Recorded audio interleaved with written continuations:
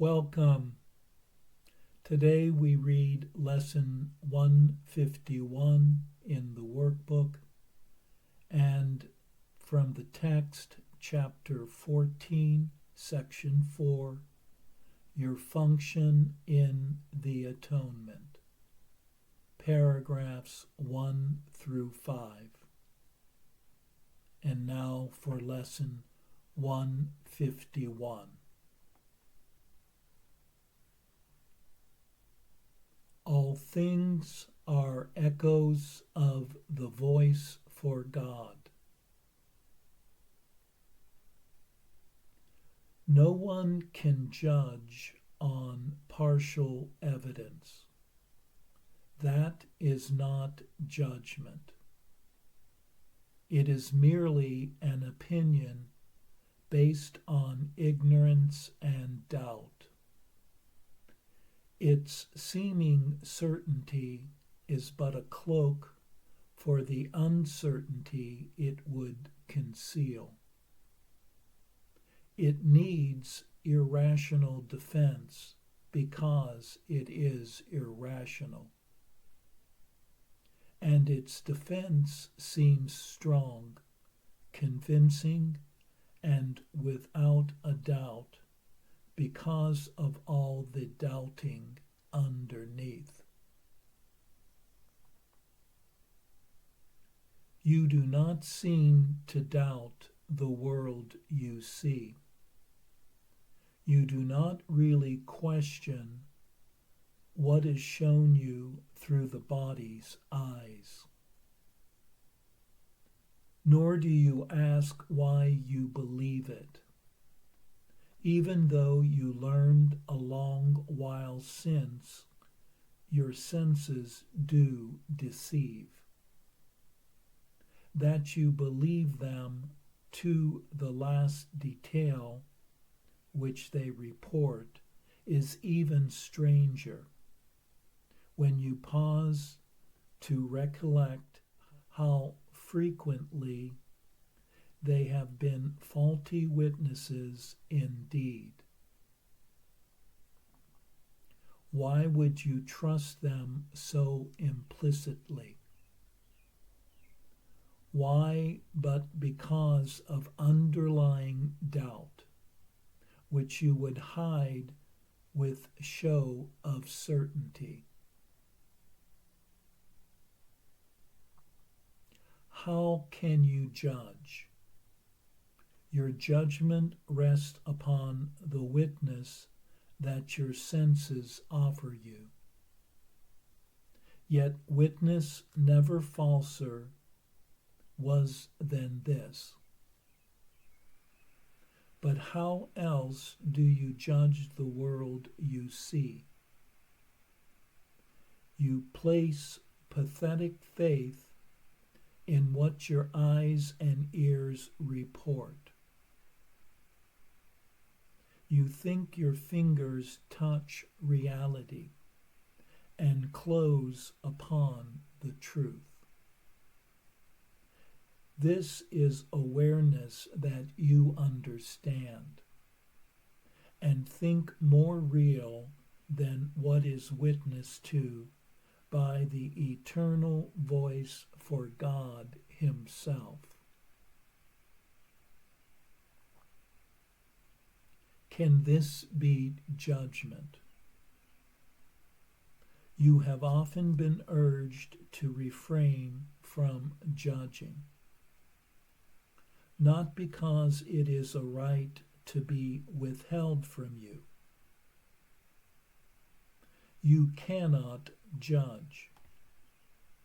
You merely can believe the ego's judgments, all of which are false.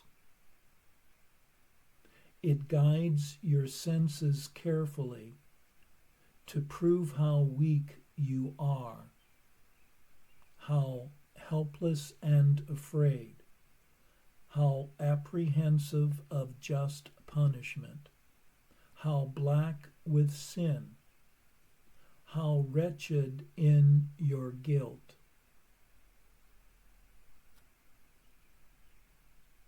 This thing it speaks of and would yet defend, it tells you is yourself. And you believe that this is so with stubborn certainty. Yet underneath remains the hidden doubt that what it shows you as reality with such conviction it does not believe. It is itself alone that it condemns. It is within itself it sees the guilt. It is its own despair it sees in you. Hear not its voice. The witnesses it sends to prove to you its evil is your own are false, and speak with certainty of what they do not know. Your faith in them is blind because you would not share the doubts their Lord cannot completely vanquish. You believe to doubt his vassals is to doubt yourself. Yet you must learn to doubt their evidence will clear the way to recognize yourself. And let the voice for God alone be judge of what is worthy of your own belief. He will not tell you that your brother should be judged by what your eyes behold in him, nor what his body's mouth says to your ears, nor what your fingers touch reports of him. He passes by such idle witnesses, which merely bear false witness to God's Son.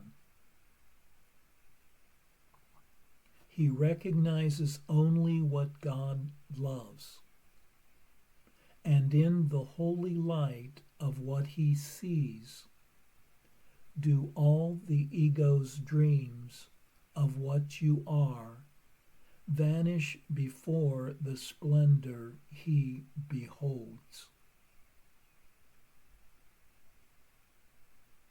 Let him be judge of what you are, for he has certainty in which there is no doubt, because it rests on certainty so great that doubt is meaningless before its face.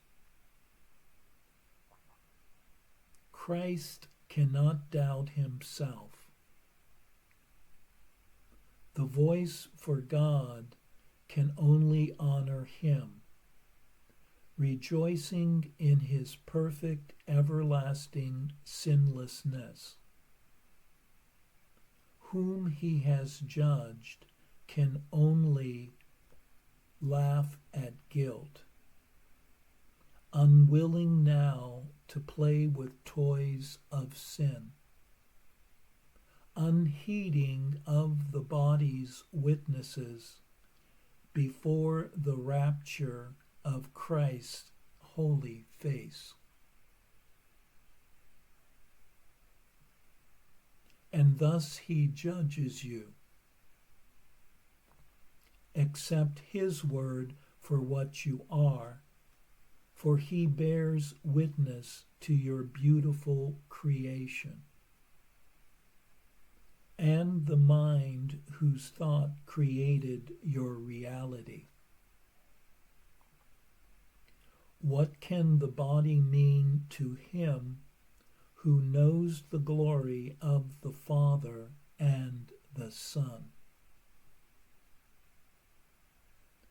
What whispers of the ego can he hear?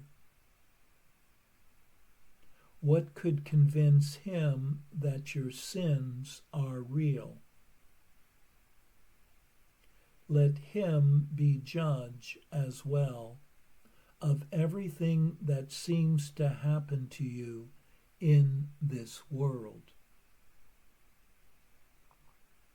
His lessons will enable you to bridge the gap between illusions and the truth.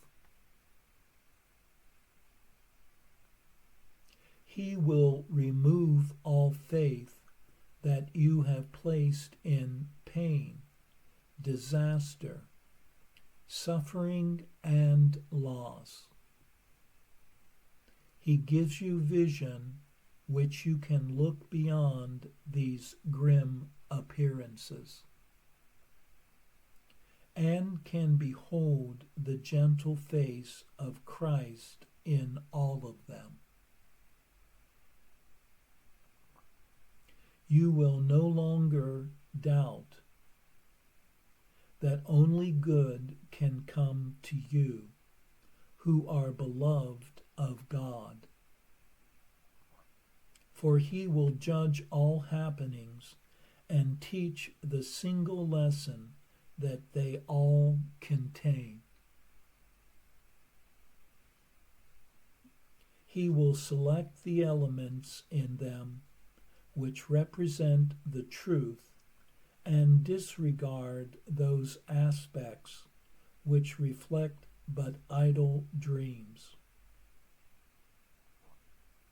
And he will reinterpret all you see, and all occurrences, each circumstance, and every happening that seems to touch on you in any way, from his one frame of reference, wholly unified and sure.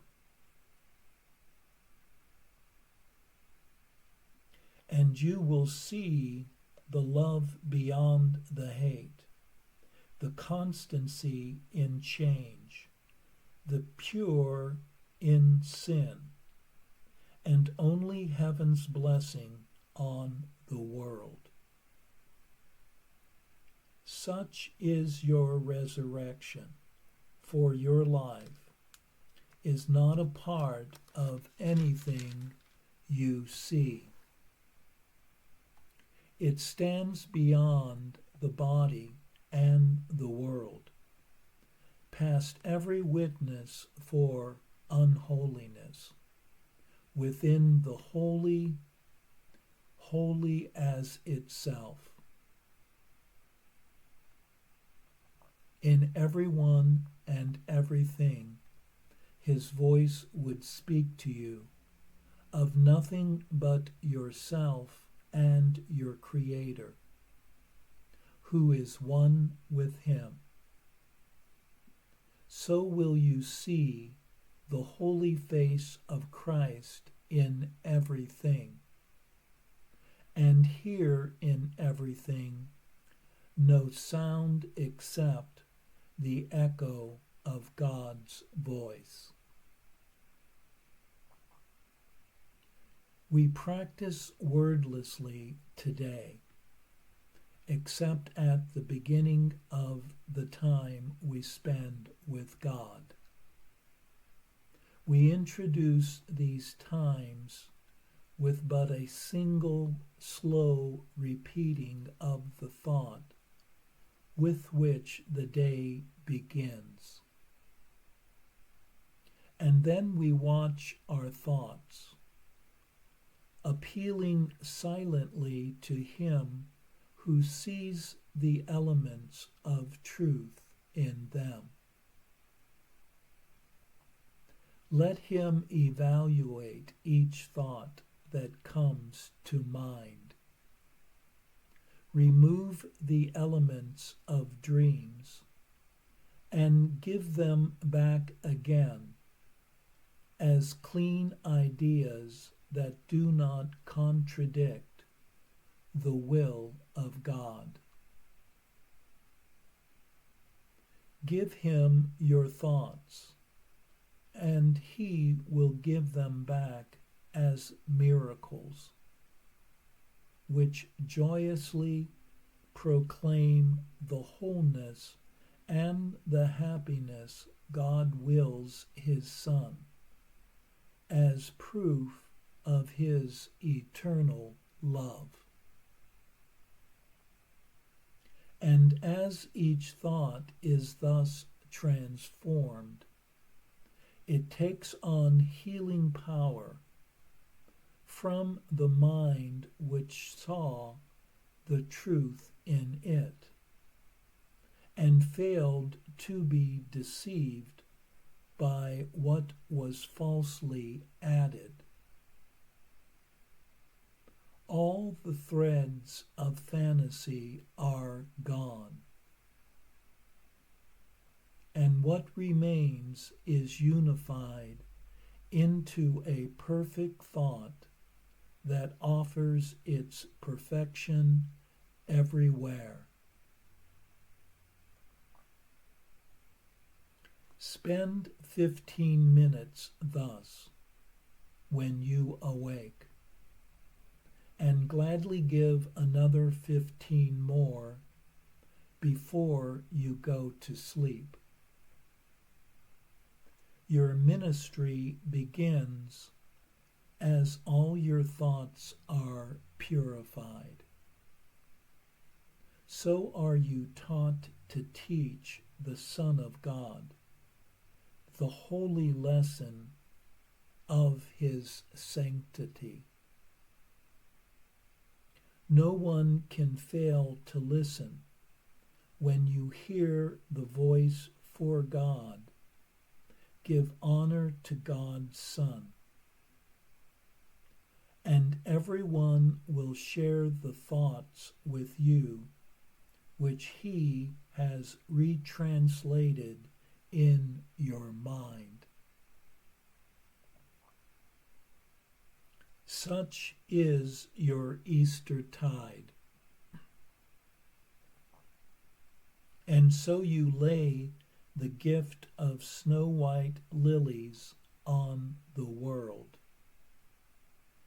replacing witnesses to sin and death. Through your transfiguration is the world redeemed and joyfully released from guilt.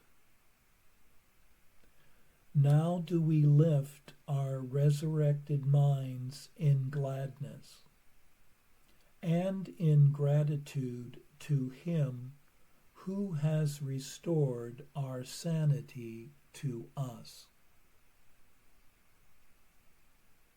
And we will hourly remember him, who is salvation and deliverance. As we give thanks, the world unites with us and happily accepts our holy thoughts, which heaven has corrected and made pure. Now has our ministry begun at last, to carry round the world the joyous news that truth has no illusions, and the peace of God through us belongs to everyone.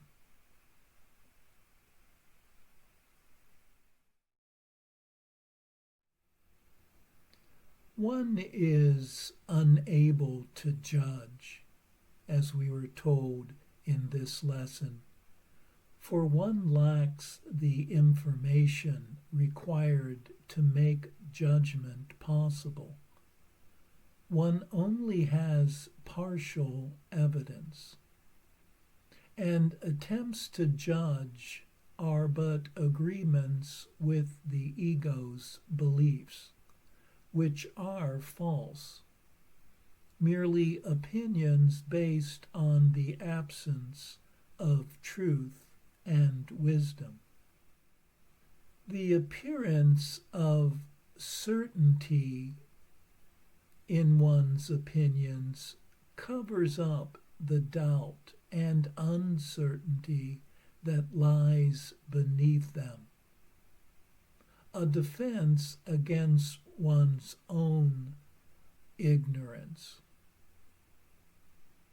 In addition, one does not question or doubt the world one sees, or the senses that give rise to it, even having been deceived by them before. Thus, let not the ego, but rather the spirit, be one's judge of what one is and what is worthy of one's beliefs, and learn that only good can come to one who is eternally created and loved.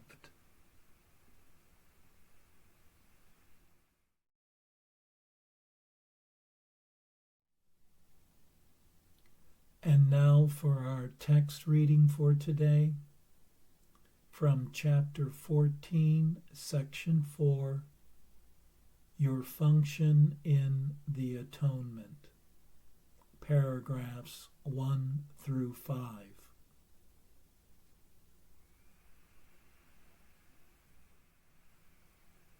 When you accept a brother's guiltlessness, you will see the atonement in him.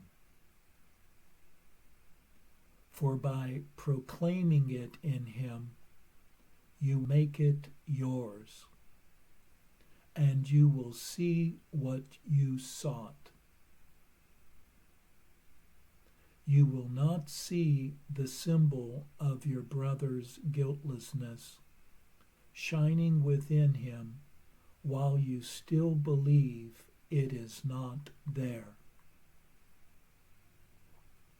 His guiltlessness is your atonement.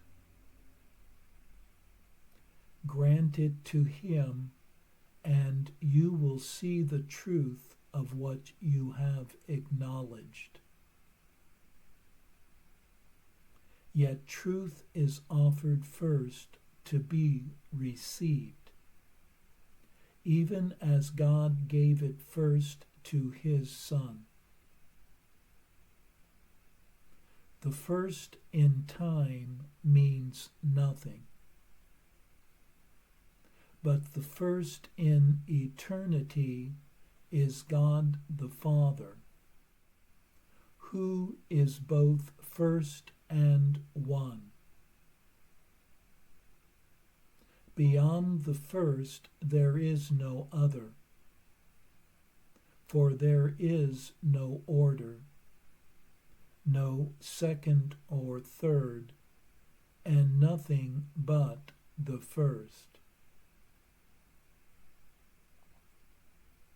You who belong to the first cause, created by him, like unto himself, and part of him, are more than merely guiltless. The state of guiltlessness is only the condition in which what is not there has been removed from the disordered mind that thought it was. This state, and only this, must you attain, with God beside you.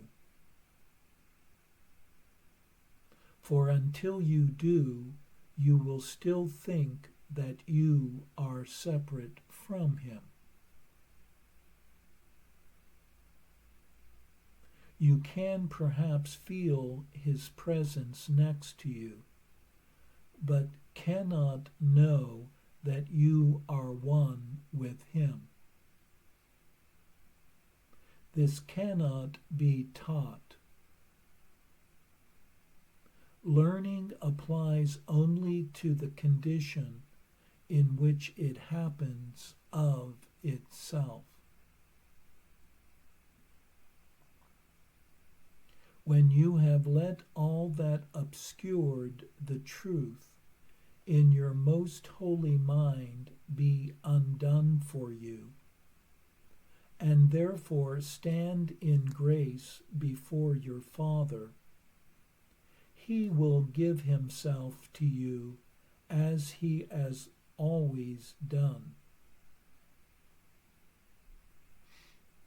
Giving himself is all he knows, and so it is all knowledge.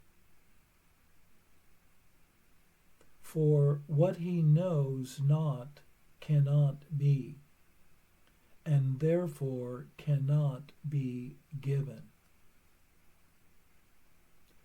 Ask not to be forgiven, for this has already been accomplished. Ask rather to learn how to forgive, and to restore what always was to your unforgiving mind. Atonement becomes real and visible to those who use it. On earth, this is your only function, and you must learn that it is all you want to learn. You will feel guilty till you learn this. For in the end, whatever form it takes, your guilt arises from your failure to fulfill your function in God's mind with all of yours.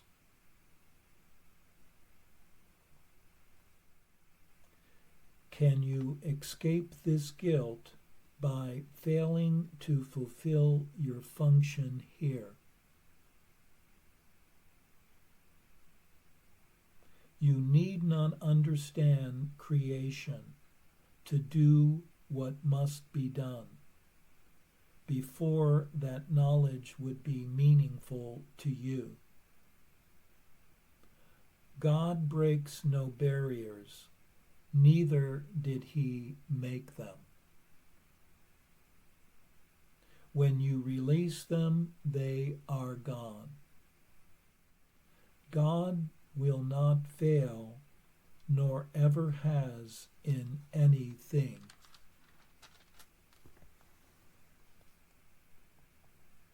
Decide that God is right, and you are wrong about yourself. He created you out of himself, but still within him. He knows what you are. Remember that there is no second to him. There cannot, therefore, be anyone without his holiness, nor anyone unworthy of his perfect love. Fail not in your function of loving in a loveless place, made out of darkness and deceit, for thus are darkness and deceit undone. Fail not yourself, but instead offer to God and you his blameless Son. For this small gift of appreciation for his love, God will himself exchange your gift for his. Before you make any decisions for yourself, remember that you have decided against your function in heaven, and then consider carefully whether you want to make decisions here. Your function here is only to decide against deciding what you want, in recognition that you do not know. How then can you decide what you should do? Leave all decisions to the one who speaks for God and for your function as he knows it. So will he teach you to remove the awful burden you have laid upon yourself by loving not the Son of God, and trying to teach him guilt instead of love.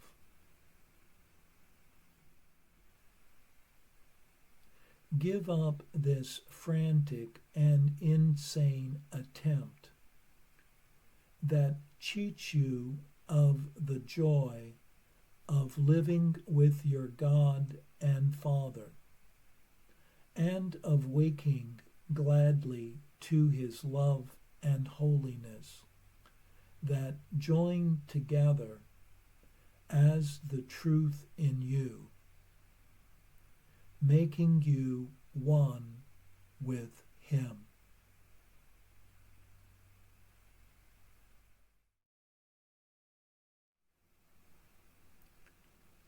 By recognizing the innate innocence of others, one is given awareness of one's own guiltlessness, and thus atonement is guaranteed.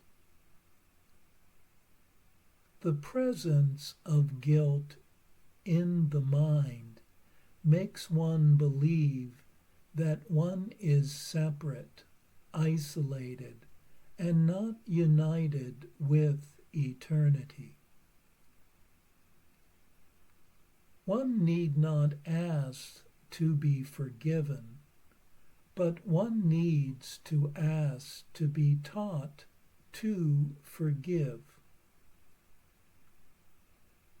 and thus bring an end to an unforgiving mind.